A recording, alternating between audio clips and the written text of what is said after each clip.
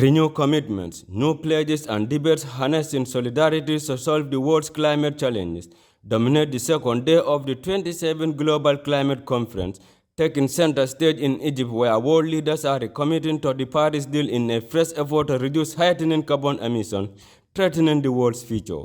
COP27 shines important attention to climate challenges especially affecting Africa, which despite historically low emissions continues to battle the devastation of changing weather conditions, shifting rainfall patterns and ecologies in a defining trend eroding communities, life and incomes across the continent. Addressing the 27th UN Climate Summit, British Prime Minister Rishi Sunak reminded world leaders about the message of Our late Majesty Queen Elizabeth II at the last COP in Glasgow, where she challenged nations to come together in unity to address the devastating climate problem. In an optimistic tone, Mr. Sunak said he believes there is room for hope in Egypt, saying the convergence offers a vital last chance to produce a plan that would limit global temperature rises to 1.5 degrees. When Her late Majesty Queen Elizabeth II addressed COP26 last year, she reflected how history has shown that when nations come together in common cause, there is always room for hope. I believe we found room for hope in Glasgow, with one last chance to create a plan that would limit global temperature rises to 1.5 degrees. We made the promises to keep that goal within reach. And the question today is this: can we summon the collective will to deliver them? I believe we can. When we began our COP presidency, just 1/3 of the global economy was signed up to net zero. Today, it is 90%. And for our part, the UK, which was the first major economy in the world to legislate for net zero, will fulfill our ambitious commitment to reduce emissions by at least 68% by 2030. The Prime Minister was attending the conference following what opponents call a Scroogean U-turn, having planned to stay home to work on domestic financial issues.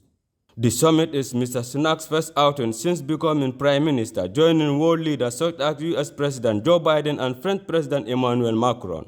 At the start of the conference, UN Secretary General Antonio Guterres warned that we are in the fight of our lives and the world is on the highway to climate health with our foot still on the accelerator.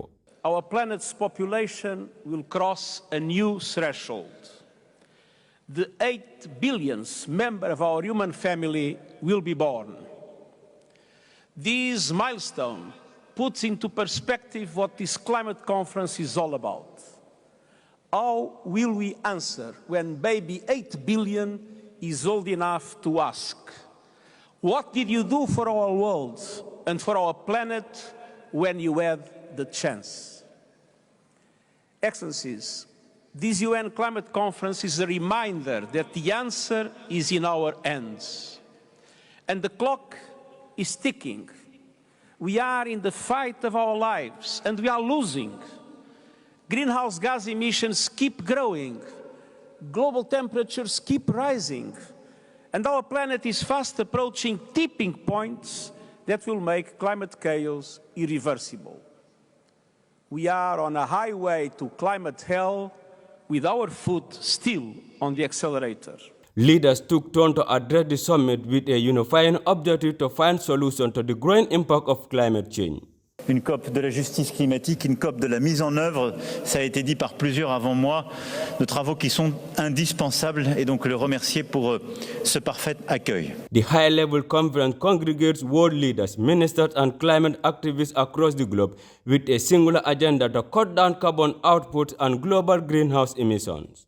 Poor nations are also pushing for financial compensation from rich countries such as China and the US, which together form the highest pollutants in the world. The message emanating from the largest climate meeting is simple and clear-cut.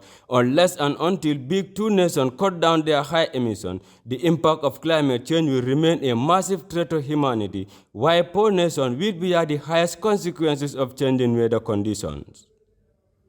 Sillah, GRTS.